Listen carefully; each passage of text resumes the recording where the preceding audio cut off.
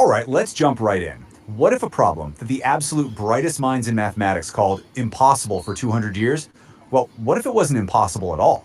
We're about to dive into a story that really challenges a core truth of algebra, something that's been set in stone since 1824. And it all kicks off with one simple question. Seriously, think about that for a second. When we label something as impossible, are we really stating a universal fact? Or are we just, admitting the limits of our own tools, our own imagination? For two entire centuries, a whole class of math problems has been locked away in that impossible box. But now, we're going to look at a claim that says someone just picked the lock. So, our story really begins with a quest that's as old as algebra itself, the hunt for x. For hundreds of years, solving these polynomial equations, finding that one perfect exact answer was kind of the benchmark for our mathematical progress. It was like climbing a mountain of ever-increasing complexity, one step at a time. And you know what? For a long time, that climb was going great.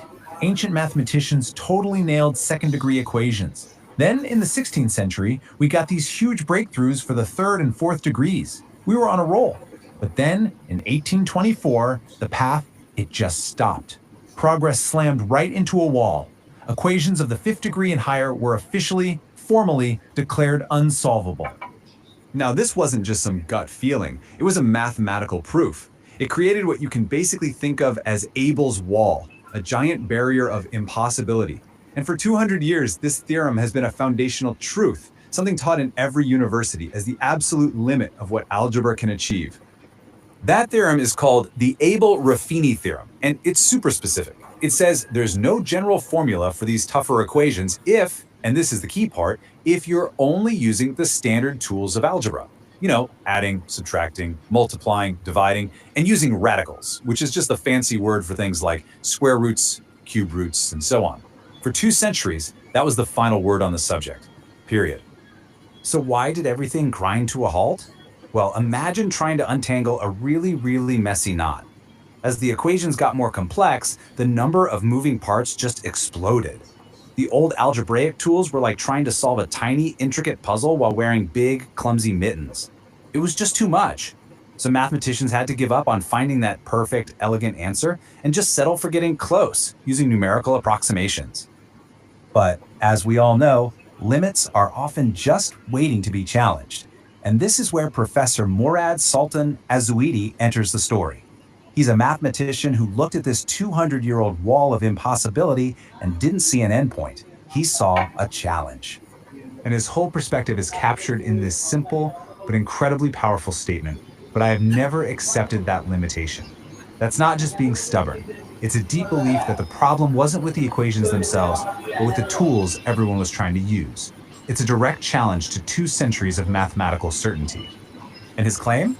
It's absolutely monumental. He says he's developed a method to find the complete, exact, symbolic solution for a 7th-degree polynomial, something the Abel-Ruffini theorem said could never, ever be done. And we're not talking about an approximation here. We're talking about pure, perfect algebraic precision. So the big question is, how is that even possible? Well, the key wasn't to just get better with the old tools, it was to invent a completely new toolkit. And to really get what's going on, we need to compare his new idea, Azuiti's theorem, with the classical way of doing things. This table really shows just how big of a shift this is. Classical methods straight up said, impossible. You have to settle for approximations. Azuiti's method, though, it's built on a totally different idea, something called recursive structures. Think of it like a set of Russian nesting dolls.